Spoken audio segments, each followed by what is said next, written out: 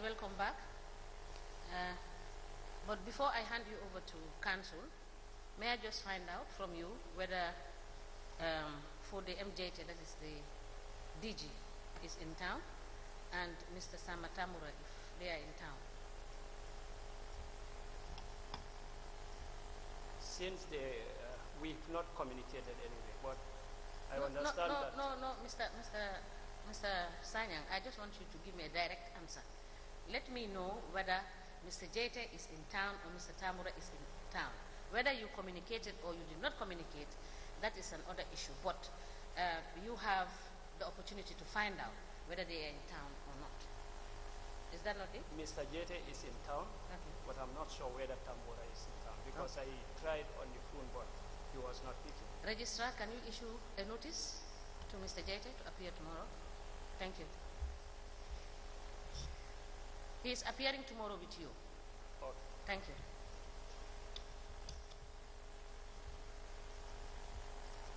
Council, Patrick, can you tell us which of the reports we are looking at and what page so that we will be guided?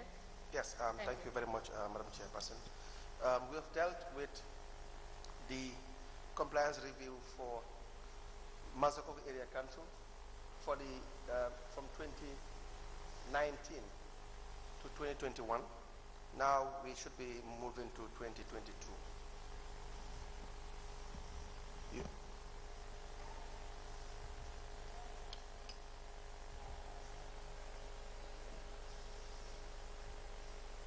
The 2020 is together with the 2021 report. Yes. So are we done with the two reports? Yes, we are.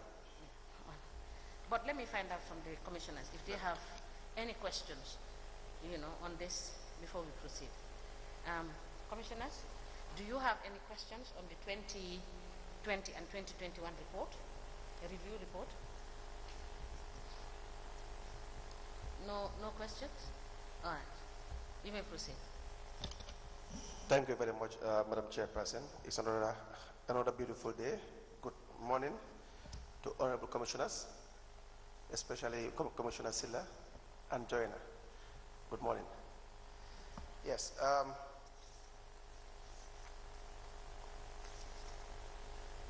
Mr. Pat.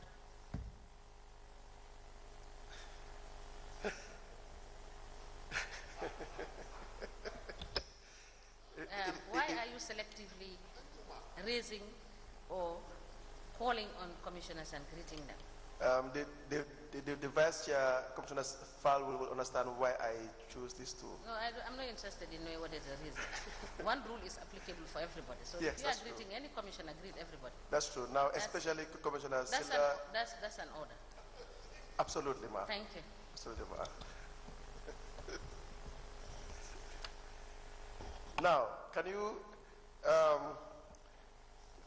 be referred to the compliance review for the year ended 31st December 2022? Okay.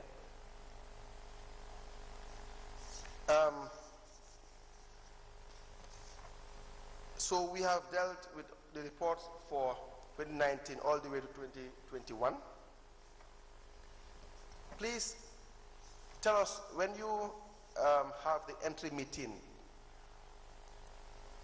who are the names that you have on the report from Mazakongo Area Council?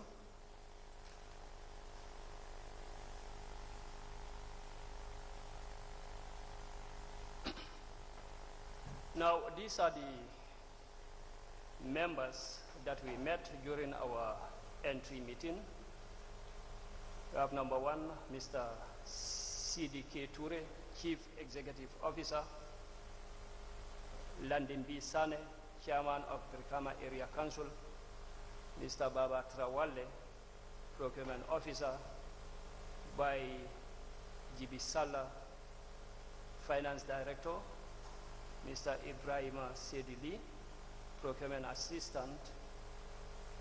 And then you have the GPPA review team. Very well. Now, when you were conducting the key documents review on page 6, can you tell us the documents that were being reviewed? The documents reviewed include the following. One, you have the procurement plan, requisitions or purchase orders, a request for quotations, contract agreements, mandatory reports to the authorities such as monthly reports, annual single source procurements, and procurement above that threshold. We also reviewed the asset disposal report and the approved budget for 2022 is supposed to be in consistency. We have 2018, but it's supposed to be 2022 instead. Now, please turn to page 7. Can I get that? I did not get that. He said what? Can you please repeat? Now, yes, the last point there is the approved budget for 2018. Yeah. Now, what I said is supposed to be 2022 and not 2018. So can you provide us with the 2021, which we were supposed to review for 2022? To provide. Oh, is it the 2022 that? Yes, this report is about 2022. Yes, can we have the budget for 2022? Okay. All right. And the asset disposal report. Okay. With the reports, with the mandatory reports to the authority. Okay. All right. Thank you. Yes. Now, please turn to page 7. You have list of the staff that were present during the review process. Do you see it? On page 7. What we have on page 7 is the staff directly involved in the review process. Yes. They include one, Ibrahim Sedi Lee, who is the procurement officer, Baiji Bisala, finance director, and Mr. CDK Ture, who is the chief executive officer. Now, there were findings in relation to, let me say, there were general findings in relation to the structure of the contracts committee and the possible interference therein in relation to procurement. Can you tell us what the findings are on page 7? Now, through interviews and discussions with officials, the review team recorded general and specific information concerning the procurement and disposal procedures, and existing capacity at the Mansakonko Area Council. And these are the findings. During the interview with the staff of the SPU, we observed that interference in procurement processes is very high. We further observed that the vice chairman of Mansakonko Area Council is the chairman to the contracts committee, which will heavily affect the procurement operations, considering the volume of procurement transactions conducted daily, as he has no knowledge in public procurement. In addition, the team further observed that SPU is under the finance department during the year under review. Now, two issues. Number one, that the vice chair of Mansakonko Area Council is the chairman to the contracts committee. The second one is the SPU is under the finance department. Now, this you will agree with me is generally a finding that you will find in most area councils. Exactly, yes. In Basay, you have the same thing. Right. But then for Mansakonko Area Council, it has been prevailing since 2019. So each time you write your report and you send it back to them, you will not have any changes on these two main issues. Is that correct? Yes. What are the implications? One, procurements may be individualized for personal gains since there is lack of proper control and supervision on the side of the SPU. accountability and transparency are not assured, and 3, causes the use of wrong procedures which can lead to wrong award decisions. Now, when you turn to page 8, with respect to the procurement proceedings and their values, can we discuss that briefly? Yes, there is a table that shows the procurement transactions conducted over the year, over the year under review. Yes. And these include, of course, the procurement methods, right from open tender, open international, but there has not been any procurement as such. You have open national nil, two-stage tendering nil, request for proposals nil, restricted tendering nil, then you have single sourcing. You have a total of 483 single sources, which is 89.6% of the total, amounting to 3,451,943.1, and that depicts 90% of the value of the total single sources. Sorry, so total procurement. Then you have request for quotations, 6 transactions, which is about 0.6% of the total, amounting to 3,397,400, and that is 9.5% of the total. And the total transactions for the year under review is about 489 transactions, 100%, with a total of 6,849,343.1, and this shows 100% of the total value of transactions. So for single source, you have 483 transactions. Yes. And for request for quotation, about 6. Yes. And so there are no tenders of whatsoever form in the year 2022. Right. Now, let's go to the structure. Mr. Sanyang, you have indicated that the Vice Chair served as the contract committee. During the course of your review, did you find any evidence that as Vice Chair, when they are done, they submit their findings or report to the Chair? And that is one. Who endorses the final transaction?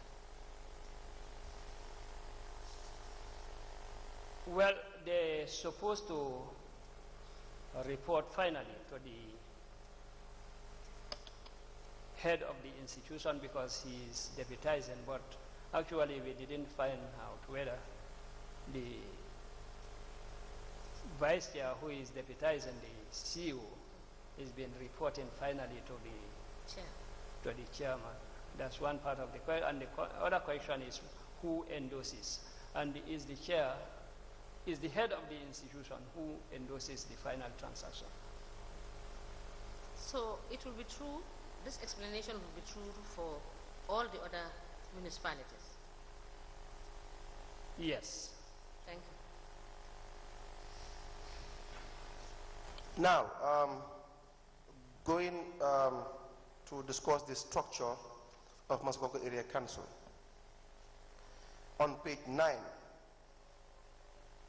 you outlined that the council did not provide the review team with the council's organogram.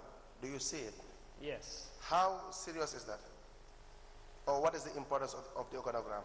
Actually, as far as our review and procurement is concerned, our reason of asking for the organogram is to establish the department under which the procurement unit is. That's one thing, and we also interested to see the reporting lines to establish whether there are potentials for mismanagement, corruption, and the like, based on the position under the reporting lines. So if this is not provided for, obviously it becomes very difficult for the review team to establish where or which department the procurement unit belongs to and its line of reporting. Okay, I just want to ask one question. The organogram, is it normally contained in the budget to give you an outline of how the institution is set up? The institution's budget? Yes. For us, we can... No, what I'm saying is that during the course of your review, did you come across any of the budgets that showed the organogram of any of the councils? No. All right, thank you. Now, there was no organogram for 2022, and I think the same problem in 2021 and 2020. Right, yeah. In addition to that, you will see on the same page the reoccurring problem with respect to having the specialized procurement unit under the finance department.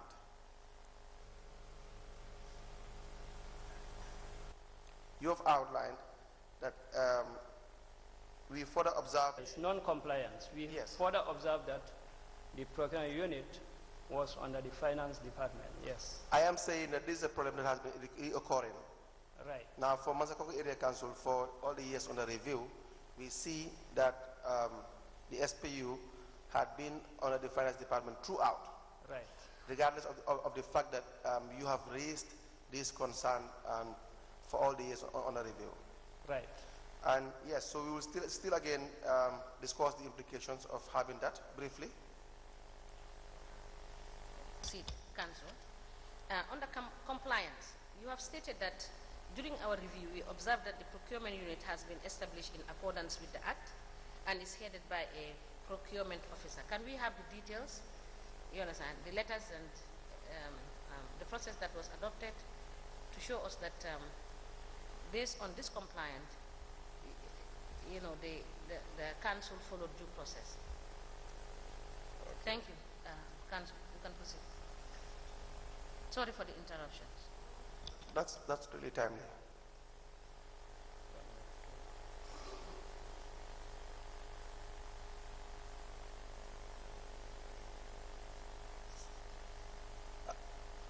Yes, so now let's discuss the implications of having the SPU under the finance department. One, the procurement unit under the finance department may lead to conflict of interest. There is a risk that the procurement unit may not be independent in the operations or in its operations, and the procurement may be delayed. Now, I am looking at the management's response. Okay.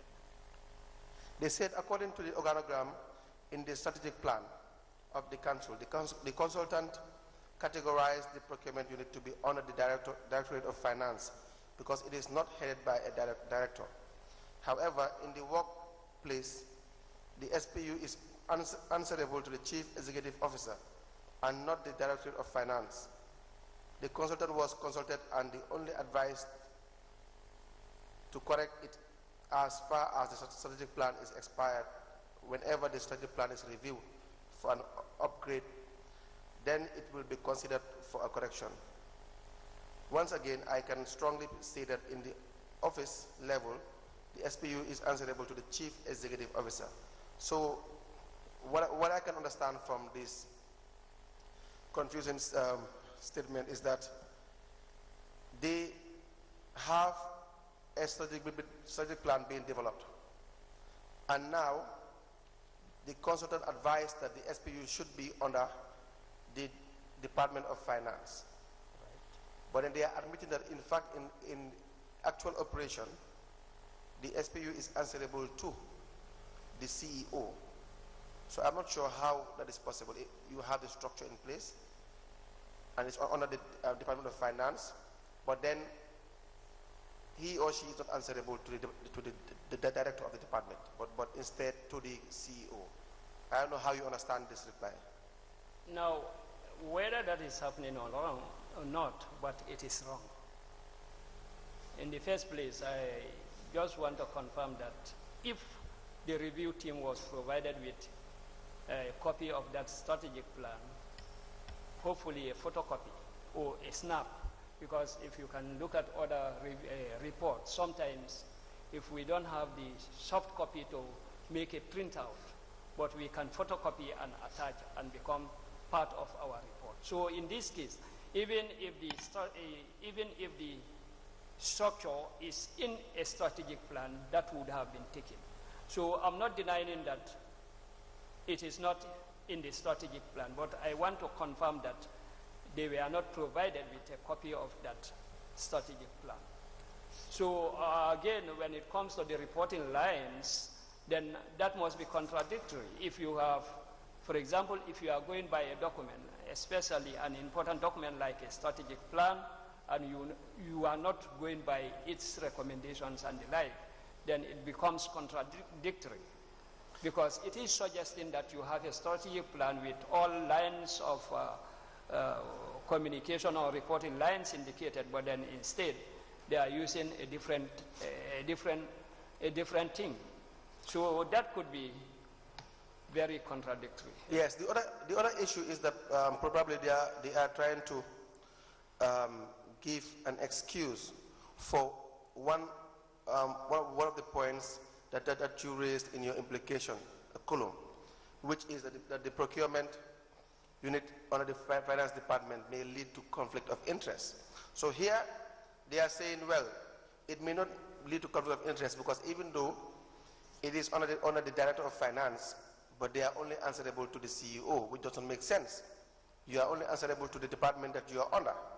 So you cannot admit that you are under the director of finance, but then you are answerable to another unit or another head. You might as well just be under that particular department. Right. And if you look at, we have dealt with 2020, 2021. Sorry, Council. Mr. Tamura, sorry.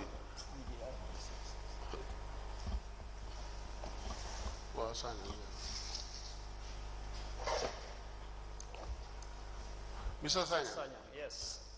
I don't think you needed to belabor this point. This institution should be built there by an act of parliament.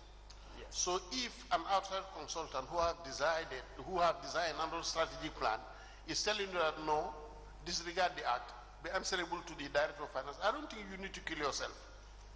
It's just a matter of doing what the law is saying, not an individual, not a consultant, not the decision of a consultant. That's the observation I have. I think it's a good observation. For us, we are just telling what we observe and exactly, but we are not even suggesting that that act of having it in the strategic plan is right. Yes, thank you, Honorable Commissioner. Again, you will see that this response is even coming now in 2022, but then the act of having the SPU under the Department of Finance had been there since 2019. Right. And then there were no excuses of this nature. So probably it is more of a ratification of what they had done in 2019 all the way to 2022. Please turn to page 11.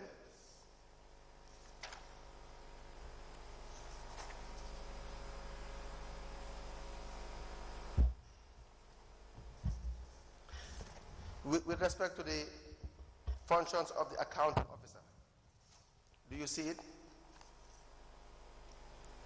Yes. Now, there were non-compliant issues or findings with respect to the functions of the accounting officer, that is the CEO. Yes. The first is that the accounting officer did not appoint members of the inspection and acceptance committees as required by the regulation. Right. The second, the accounting officer did not ensure that the procuring organization prepares a disposal plan. Right. And the third one is the accounting officer does not ensure that the procuring council properly documents procurement proceedings and manage records in accordance with the Act, Section 35, Sub 2. Now, you are saying here that in Mazakok Area Council there is no inspection and acceptance committee for 2022. Right. And it's the same problem in 2021 and 2020 and 2019. Right. And again, there is no proper documentation with respect to the procurement activities. Right. Now, if you don't have a proper documentation, because I realize if you go to the chapter 4 on page 27, where you have the specific findings, there are about 6 samples that you have outlined with respect to this report. When you have about 489 transactions, yes, on page 8, out of which there are 483 for single sourcing and 6 for RFQ, request for quotation. You had only given us about 5 to 6 samples in relation to the procurement that were conducted for 2022. So would you normally have all the list of the procurement activities for the year 2022 under this compliance review for 2022? Yes, we used to have it. That is, and is not listed, but that is what we always report on that table. That shows the table that shows the various procurement methods and their value and their number. It will show all the transactions, but then specifically they are not tabulated. Like this is what they did, this is what they did, this is what they did, and then in that form. But there will be files for all these 483 or 489 transactions. There should be files, but as we indicated, proper recording is a challenge. It's something that we have discovered, but there should be. But every transaction conducted, there must be a file for it. And these files, they would ordinarily be, copies would be with you, or is it still with the area councils? Well, from our discussions last week, I think I informed this commission that we're going to collect some of the documents which we did. We went round to collect some of the documents that are requested for. But then when we went there, we were told that most of the documents that we are requesting are already with this commission. But then we also ensure that they put that in writing, and we have the documents with us, and we have the letters that they have written to indicate that most of the documents are already with the commission. Yes, we have already outlined that in relation to issues like that, the registrar can always fact check with respect to the list that is being sent. My concern is when you go to conduct these compliance reviews, for instance, for the year 2022, it is clearly outlined that there are 489 transactions for 2022 for Mazakok Area Council. Now, are you privy to all these 489 transactions, or you're only privy to some of the transactions? How do you come about with this number? Now we are, of course, we are privileged to go over all of them. They always submit all the transactions, and that is the way we review it. Yes, go ahead. What I'm saying is, yes, 400 and something transactions must be provided. They must. So will your institution normally have not only access to all these transactions, but then copies of the files generally? Yes. Will they submit copies of the files to your office? Actually, not copies, but it's only when we go out for reviews that they are given to us. Very well. We will have the Honorable PS introduce the witness that just arrived. Mr. Witness, good morning and welcome back to this Commission of Inquiry into Local Government Councils and related matters for continuation of our proceedings. As a matter of routine, may I remind you that you are still under oath. Over to you, Madam Chair. Thank you. Good morning, Mr. Jammeh. Thank you for coming. We will proceed on the activities of the Commission in trying to get through the evidence of the reports, and where we believe that you can come in to highlight or explain, we will do so and call you to do that. Thank you. Now, we will come back to that regarding how you conduct these reviews when we are done with the rest. Please turn to page 11.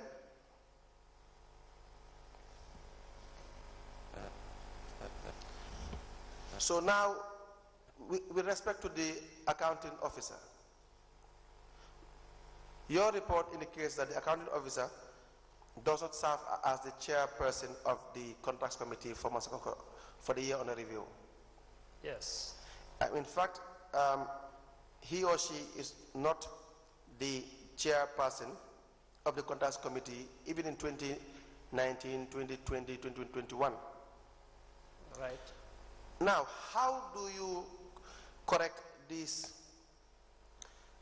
issues when you find that it is occurring in an institution that you are reviewing? Actually, like I said earlier, at the end of the day, we generate a report to highlight some of the abnormalities and make recommendations. During our exit meetings, also, we take them through all our findings, and then step by step, we recommend to them what is so, and also make reference to certain portions of the act that requires those recommendations that we are doing or we make to them. Now, their response is that on page 12, that since the recommendation came from the authority in 2019, the council had officially appointed the chief executive officer to be the chairperson of the contract committee, and he signed all documents of the contract committee decisions on behalf of the contract committee. We had just reviewed 2021. That does not seem to be the case. Yes. And even 2020. But then it shows that they are in fact agreeing with your position as an institution that in fact it's wrong to not have the accounting officer as the chairperson of the contract committee. Right. Now, on page 13. Sorry, let me just highlight to Mr. Sanya. There are inconsistency in the referencing of the provisions of the law, taking from the first line on the top page of page 11, and on the issues of the non-compliant, and the last bullet point on the non-compliant. So we have noted that there are discrepancies on this. Did you note that? Yes. Okay. Thank you.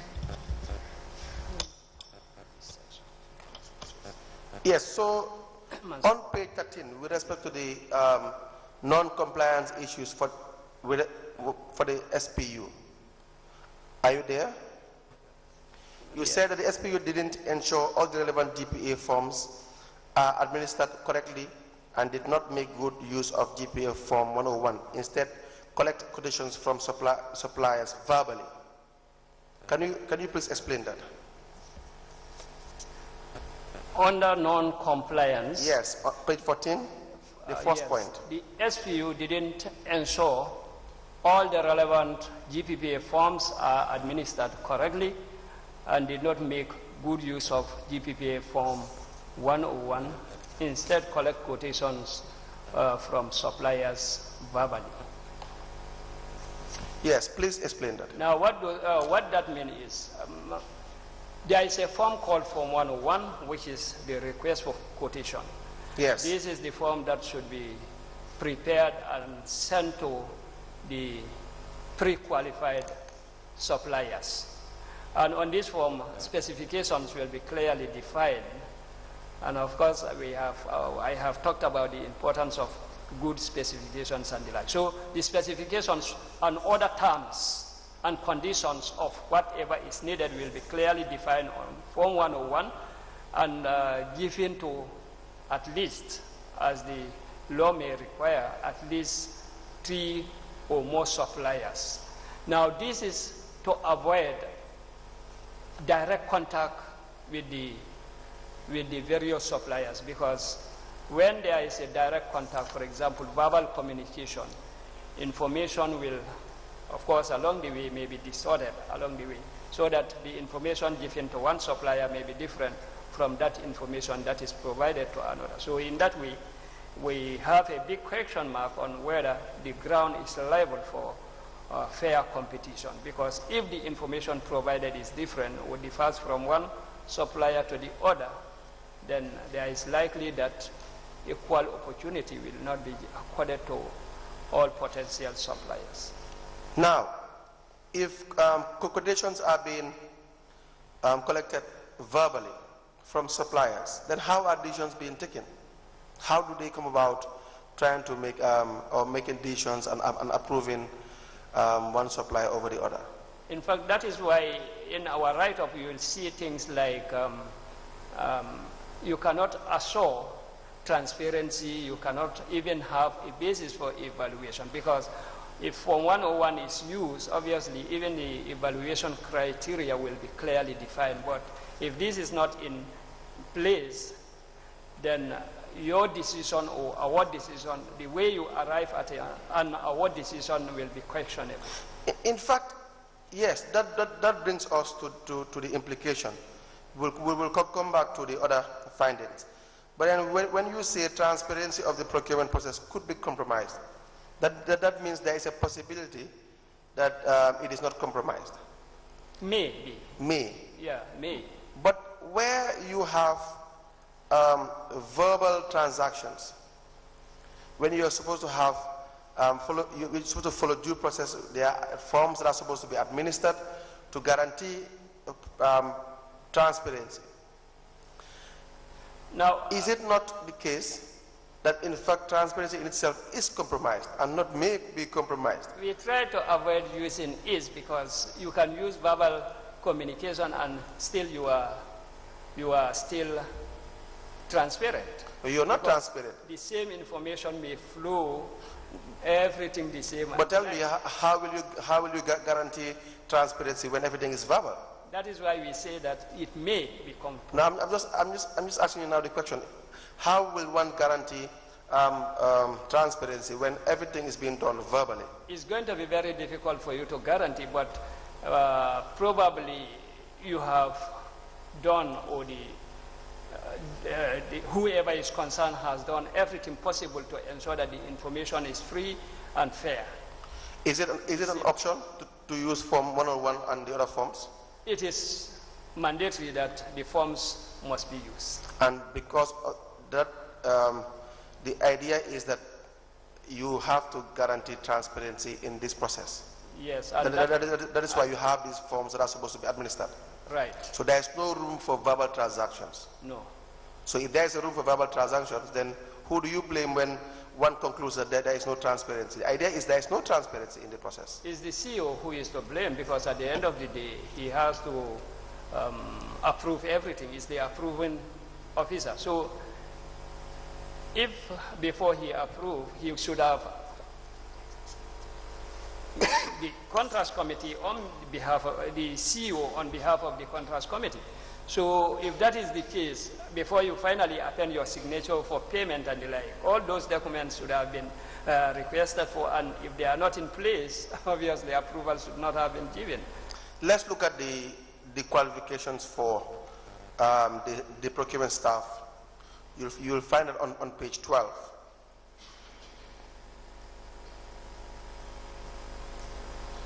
You have Mr. Baba Tarawale, who heads the procurement unit. Is that correct? Yes. And what are his qualifications? Life insurance training, certificate in public procurement. Now, you also have Ibrahim Saidili as a procurement assistant. What are his qualifications? Public procurement certificate and higher teacher certificate from the Gambia College. So generally, all these people are, or will sometimes come to your office for to do a form of training. Yes. But then, even if you have a certificate in procurement, will you not know the importance of the using of forms? Actually, training is very important, but even without that certificate, obviously you should know that these basic forms are very important and must be administered, because these people have been procurement officers even before the trainings that they have just taken. And then there had been these reviews every year, and then they will have access to the reports which will generally highlight some of these rules that are supposed to be implemented. Yes. Now, the second point is that the SPU does not maintain proper filing of the procurement proceedings in line with Section 35(2) of the GPPA Act 2018. Can you please explain to us that?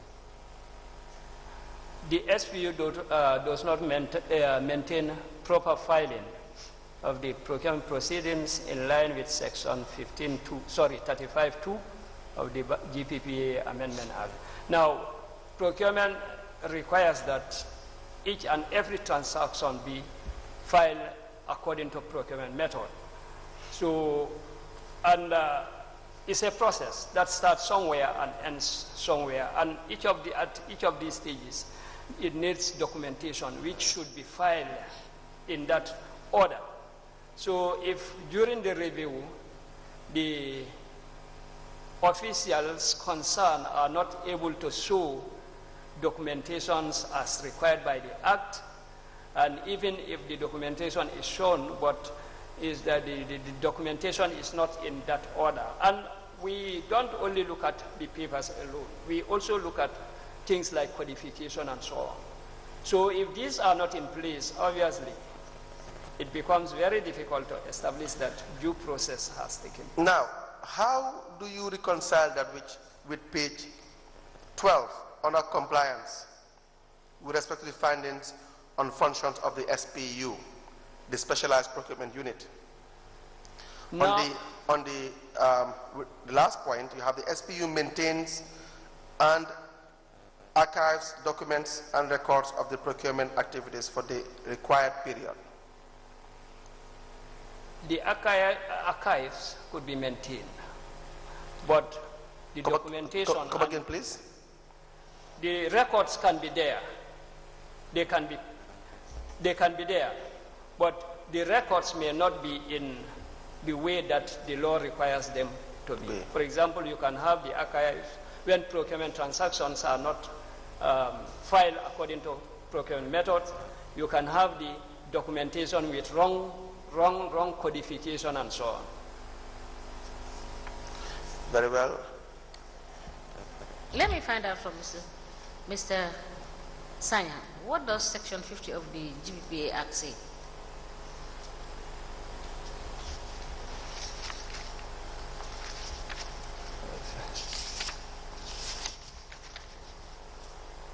Section is on the page 12 again.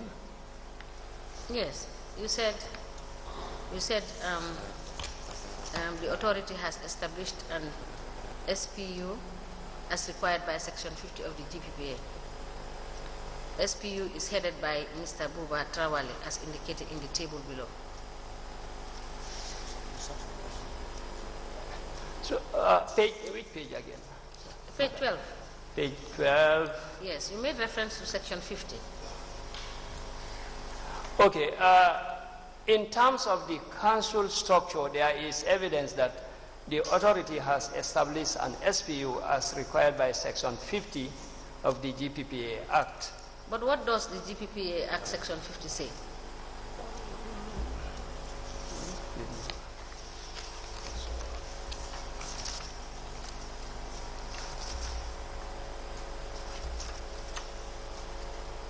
I just want to establish whether... You have establishment of specialized procurement unit, yes. Section 50. Yes, can you read that?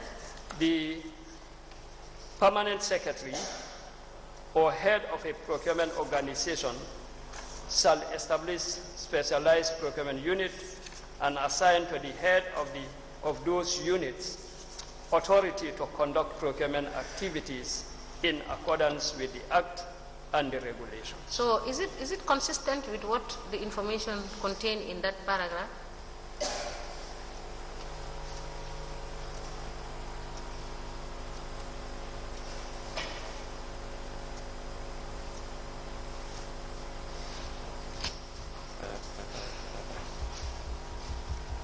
Yes, according to the Act, it's the responsibility of the accounting officer, as you can see in Section 50, to establish a procurement unit.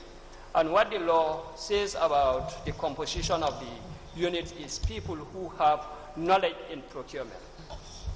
Okay? And if you can look at the table, at least the procurement officer and the assistant, both of them have basic, although certificates, but they have basics in public procurement. Now, do you have the certificates of these individuals? Can we avail these certificates? We can, but also to inform you that they are passed through GPPI, an institution under us, GPPI, the training institution. So it will be easy for you to provide us with evidence to that effect. Yes, as a commission, we have a little bit of a challenge in understanding Section 50, but you have explained what your understanding of that is. So we will take that. Thank you. Council, can you proceed? Yes, thank you so much, Madam Chairperson. Now, the other important point on a non-compliance on page 13 is that the head of the SPU did not act as a secretary to the contracts committee. So here you have a situation wherein the SPU head does not act as the secretary to the contracts committee. Yes, the SPU did not.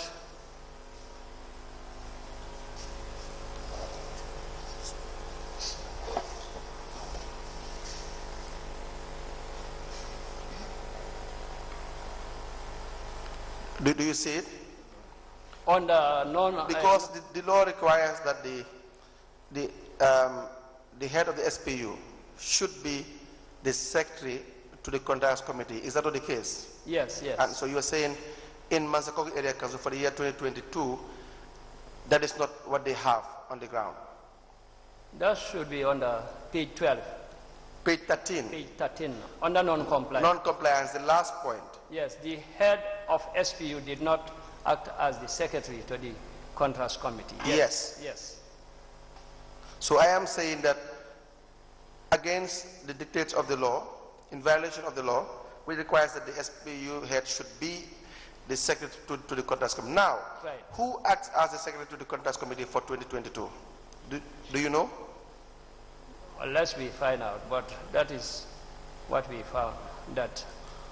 But now, if you are saying that he or he in this situation is not the secretary, then I believe that you should have known as to who acted as a secretary for 2022. Is that not the case? Yes. Now, who are the members with respect to the contracts committee for the year 2022? The members of the contracts committee. On page 14, yes.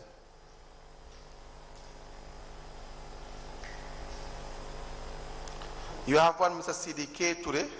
Yes, Mr. CDK Toure, chairman. Rule. Chief Executive Officer. But in the report you have indicated that the vice chairman of the area council is the chairman of the contracts committee. But this table seems to suggest otherwise. Now, by law, it is quite clear that the head of an institution should be the head of the contracts committee. I agree. So in this case, the chairman is supposed to, but then in this case he delegated his responsibility to the vice chairman. Yes. Well, we are not sure whether he delegated the responsibility or another individual assumed the responsibility. But my point is not even that. My point is, you have told us in this report time and again that the CEO does not act as the chairman or the chairperson of the contracts committee, which is required by law. Is that not correct? Yes, correct. And that the vice chairman of Masakoko Area Council takes up the role of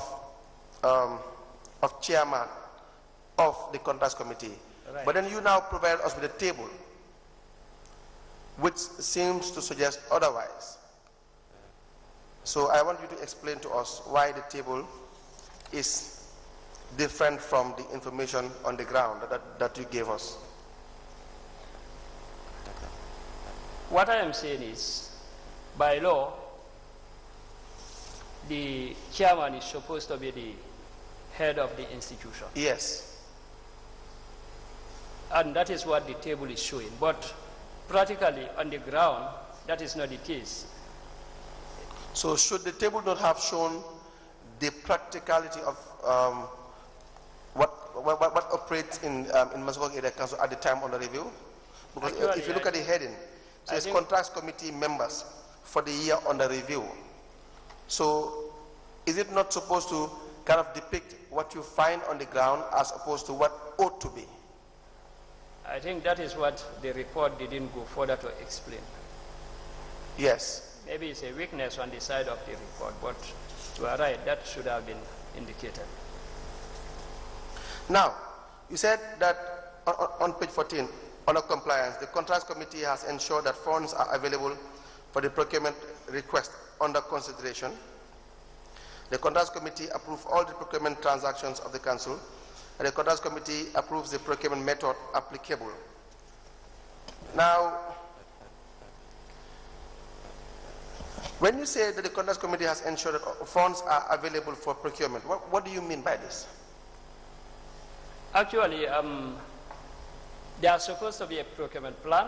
Yes. And even apart from the procurement plan, you have the requisition forms for every procurement. And in fact, that is why it is important that somebody responsible for budgets is part of the contracts committee. So that when a requisition is made, there is a portion where the finance director or whoever is responsible for finances will always indicate availability of funding. So I think on all the requisition forms, 100, there has been indication that funds are available for the procurements in subject, in question, sorry.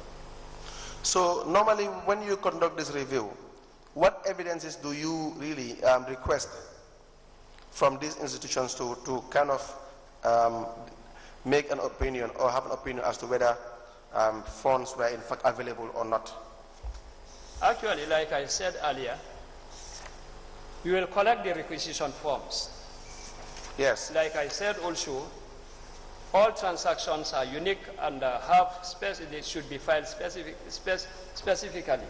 So each transaction must have a folder, a file complete from the beginning to the end. And one of the key documents in this is the Form 100, which is the requisition. And like I said earlier, on the requisition there is a portion where whoever is responsible for finances must indicate the availability of funding and the like. If funds are not available, obviously, he or she should indicate that funds are not available for this. But if you collect all the Form 100s and there is this indication and a signature appended to show that funds are available, then we can conclude that almost all the transactions that are subjected to our review, funds are available. Now, do you know whether for 2022 there was a procurement plan? Because this report seemed to be a bit silent on that. Well, unless I verify from yes. the documents that... Please verify and provide us with the information with respect to whether there was, in fact, a procurement plan or not. Okay. But then, when it comes to page 14, now this contracts committee, we see that its appointment, the appointment of the members, did not follow the due process. Do you see it? Page 14. Yes, non-compliance. There is no evidence indicating the formal establishment of your contracts committee members. Now, the second point, the contracts committee did not constitute disposal committees and did not approve any disposal conducted during the period. Now, were there disposals conducted for the year 2022? Can you give us an information, either now or by tomorrow, whether for 2022 there was any disposal conducted in Masakoke Area Council? Can you do that? Okay.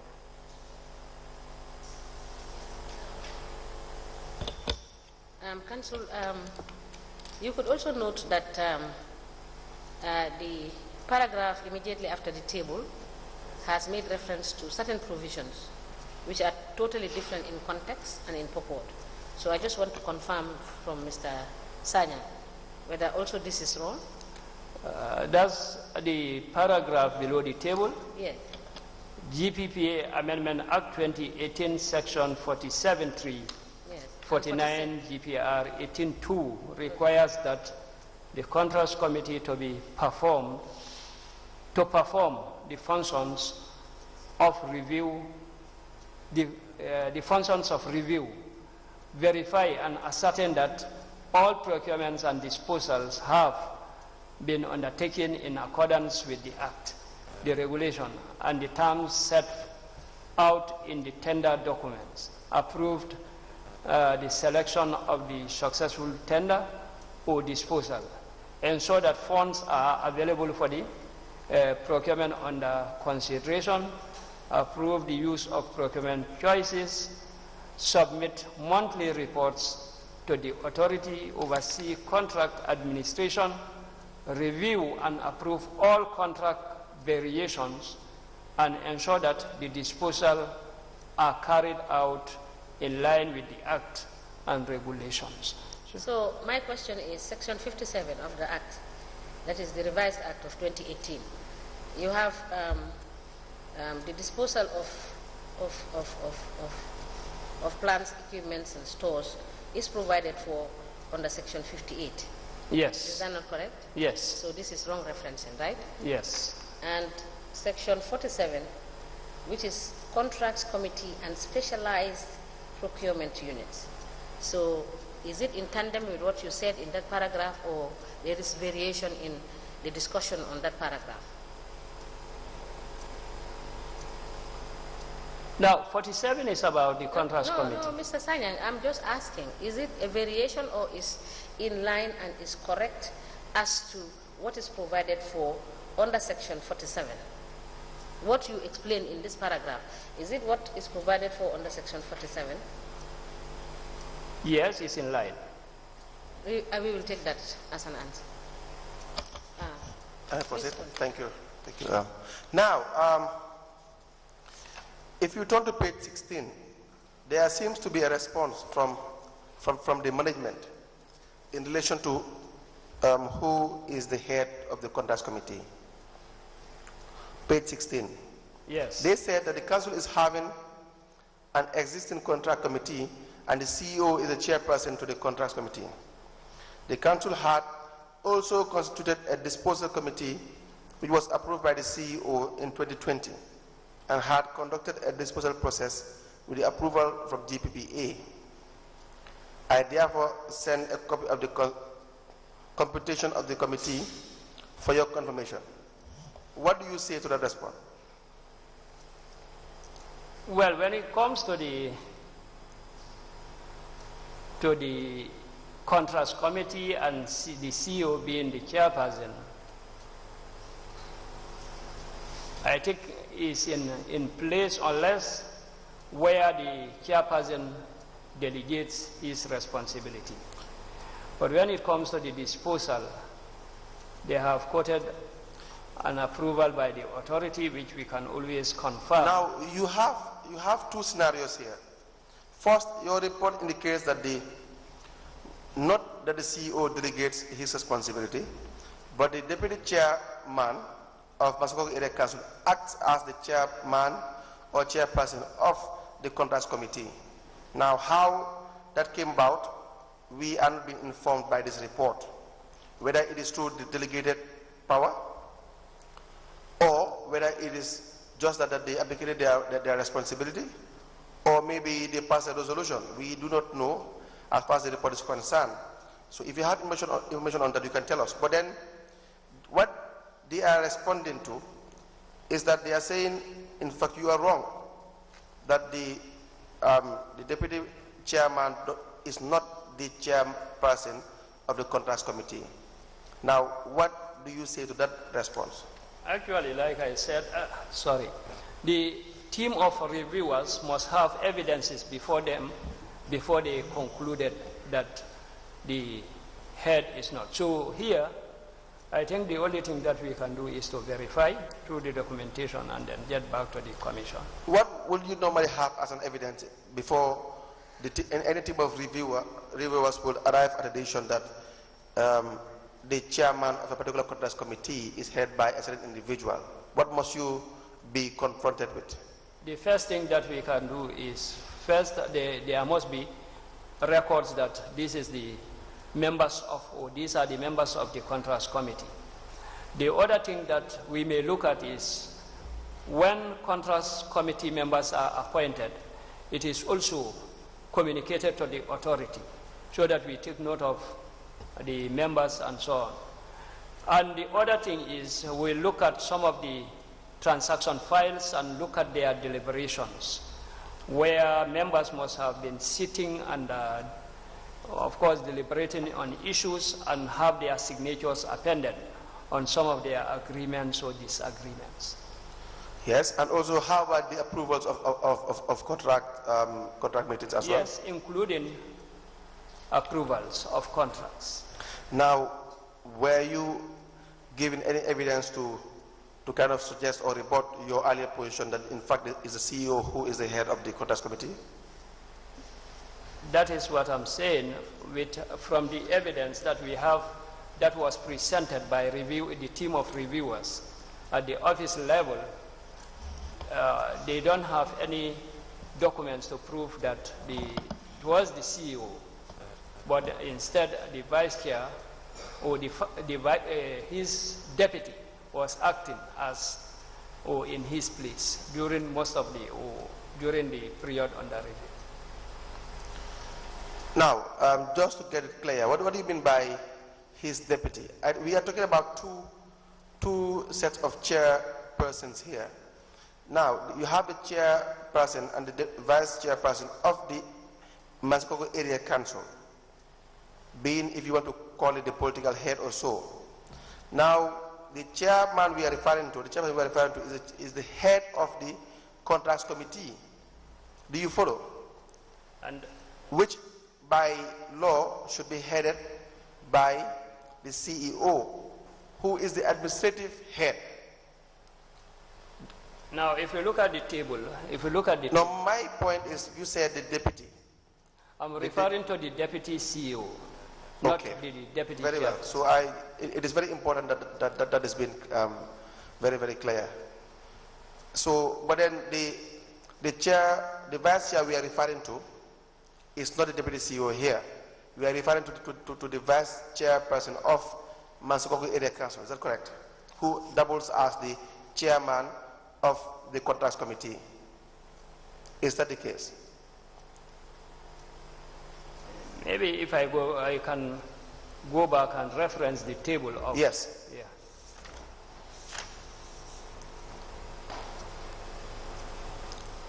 On page 14.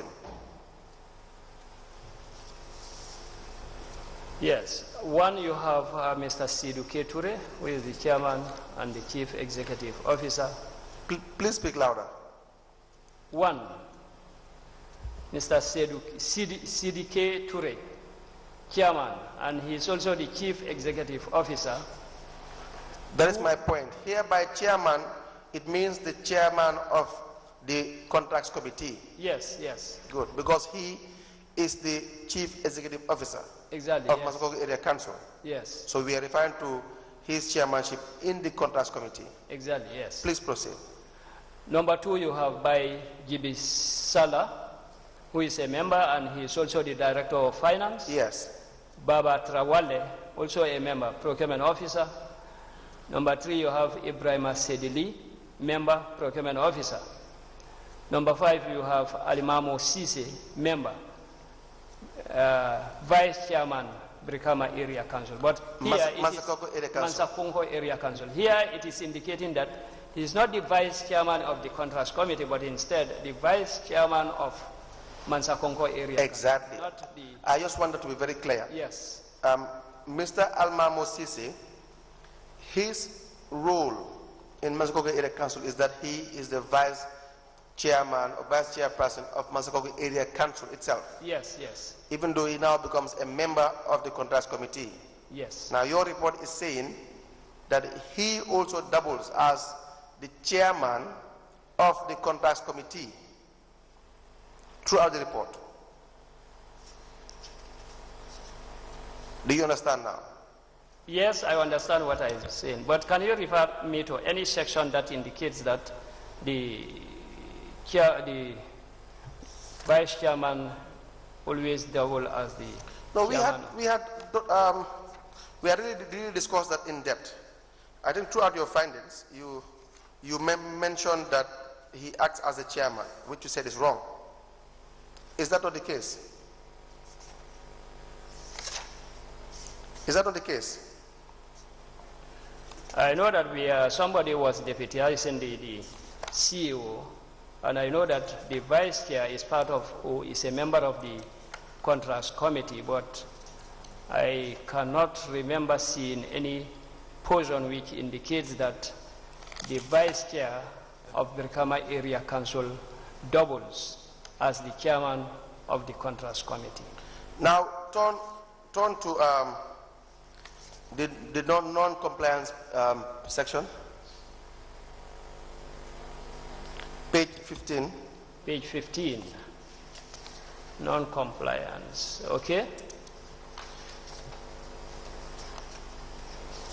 Where you have, the implications. Where you say that the vice chairman should not be the chairman to the contracts committee. Do you see it? Yes, I have seen that. And just to, we will go back to the report. Yes. There is a particular provision or paragraph yes. where they indicated clearly yes. that the vice chair was the chairman. Exactly. So do you follow? Yes, yes. Good. Now that had been repeated time and again in relation to you saying in your report that the vice chairman is the as the chairman of the contracts committee. That is in fact why you stress in the implication that that should not be the case. Do you understand? Yes. Now, I will now refer you again to another part that said that, but before that, let's just move on until I find it, we'll come back. So please turn to page 17. With respect to the functions of the evaluation committee. Page 17. Okay. Are you there? Yes. Now, what is the role of the evaluation committee? The evaluation committee is a committee set purposely to evaluate bids or responses from suppliers, consultants or contractors to ensure that award decisions are made in accordance with what has been set forth in the bidding document. Now, yes, before you proceed. Yes. So the section 47.1, 47.3, as you mentioned in your report, is that the correct provision of the law? Section 47.3. Section 47.3, a procuring organization is responsible, and the accounting officer and the officers concerned are accountable for public procurement in accordance with the Act and any regulations issued by the Act, by the authority, and other applicable laws. So is that dealing with evaluation of committees? Well, no. Okay, thank you. Now, with respect to the findings for the evaluation committee. You said that the Massacongo Area Council has not established an evaluation committee as required by law. Is that correct? Yes, yes. And what are the implications of that? Without the establishment of an evaluation committee, it was difficult to ascertain that or ascertain how evaluation was done to determine the successful bidder. And you said there is a risk that the wrong bidder may be selected. What I keep on stressing is that as far as I am concerned, again, it's my opinion, when you violate all the rules, as we see in Massacongo Area Council, in fact, in most of the area councils, when you violate these rules, in fact, you don't follow any of the rules. You don't have a contrast committee, because as far as I'm concerned, if there are no appointments as for members of the contrast committee, and you just do these appointments verbally, I will just hold that there is no contrast committee in the first place, because you cannot put something on nothing and expect it to stand. It's as good as saying there is no contrast committee. And worst of all, that informal contrast committee would not be following due process in approving contracts. Needless to say that the SPU does not follow its regulation as well. They make verbal transactions in most instances. And so therefore, it makes sense when you don't have an evaluation committee as well, because you don't have the necessary, you do not follow the necessary procedures that you are supposed to follow, because this comes at the tail end. Is that not the case? Right. Now, so when you say that there's a risk that the wrong bidder may be selected, my argument is, in fact, the wrong bidder is always selected, because the entire process is really not in accordance with law. So you cannot prove to me or convince me that the person you selected as a supplier is in fact the right supplier. Right. So don't you think sometimes some of your, I think we have discussed this last week, your choice of words, sometimes it is too much soft to kind of depict the seriousness of the total violation of these rules and regulations. I agree with you, Council, and we have taken note of it, and will. Yes. Now, just briefly back to where the Vice Chairman of Massacongo Area Council is said by your report to be the Chairman of the Contrast Committee. Turn to page 7. Page 7? Yes. Page 7 of the report. Under findings. Do you see it? Under findings, page Yes. 7. Can you please read the findings? During the interview with the staff of the SPU, we observed that interference in procurement processes is very high. We further observed that the Vice Chairman of Massacongo Area Council is the Chairman to the Contrast Committee, which will heavily affect the procurement operations, considering the volume of procurement transactions conducted daily, as he has no knowledge in public procurement. In addition, the team further observed that SPU is under the Finance Department during the year under review. Now, does this answer your question? Yes, yes. Now, on page 17 still, the management responded, and they are saying that for major projects, the contract committee do the evaluation. However, the management is working on constituting an evaluation committee as required. Were you provided with any evidence by Massacongo Area Council to suggest that in fact the contract committee did evaluate any procurement activity being conducted for 2022? No. Please turn to the next page. So there is no contrast committee, and there is no receipt and examination committee. So we said that the receipt and examination committee, this the stage wherein it will be established as to whether in fact the goods that are said to be procured are being delivered in the first place. Yes, these are committees that should be set purposely to receive and verify to ensure that the supplies or the contracts are in accordance with the contract agreement. To check for the quality, whether it is fit for the purpose, so, yes. whether it is not a substandard goods that they delivered, yes, which will be in contravention with the contract itself. Right. And again, here is where you have or you issue the delivery notes or receipts. So right. they don't even have all of that. Right. So the please proceed. Yes. If you look at your referencing, you have indicated, this is page 17, right? You've indicated that there is no evidence of evaluation report by the contracts committee and no indication that individual scores were awarded by each valuer or ranking for each quotation received as per regulation 62, 63, 64, 66, 67. If you look at 63, regulation 63 says that it is for opening of bids. 64 says it is examination, evaluation and comparison of bids. Section 66, award and entry into force of the contract, and 67 is contract administration. So, and the next point is that under the non-compliance issue, you have stated that the authority has established the evaluation committee as required as per regulation 62, which is totally incorrect. Am I correct? Yes. No, no.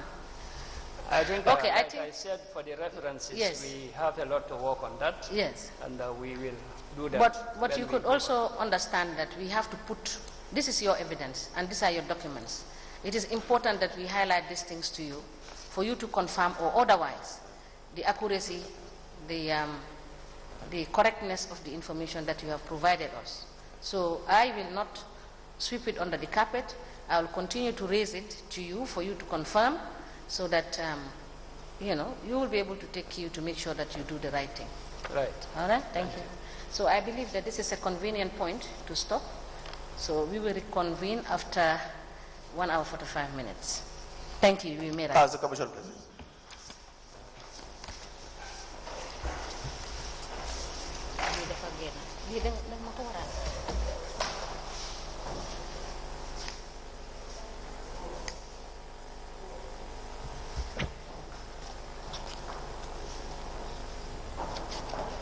Hello.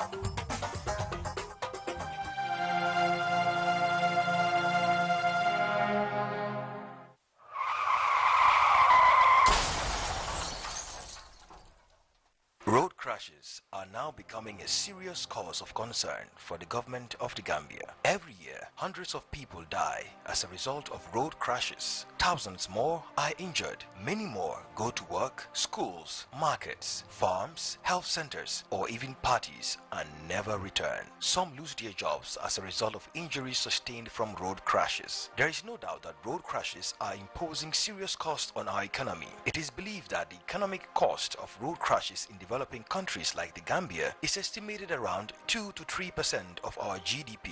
Going by the GDP of the Gambia, the cost can be estimated around $2 to $3 billion. This does not include the social cost of losing someone very dear to you, the pain, grief, and suffering of loved ones. The social and economic cost of road crashes is very worrying. It is disheartening to learn that most of these deaths, injuries, and economic losses can be prevented in developed countries, but could not be prevented in developing countries like ours. The sad news is that in richer countries, the deaths and injuries are slowly decreasing, but in the poorer ones, they are increasing. Victims and survivors are often young, leaving families to cope with the loss of a breadwinner. Not everyone is equally affected by the lack of road safety though. In high-income countries,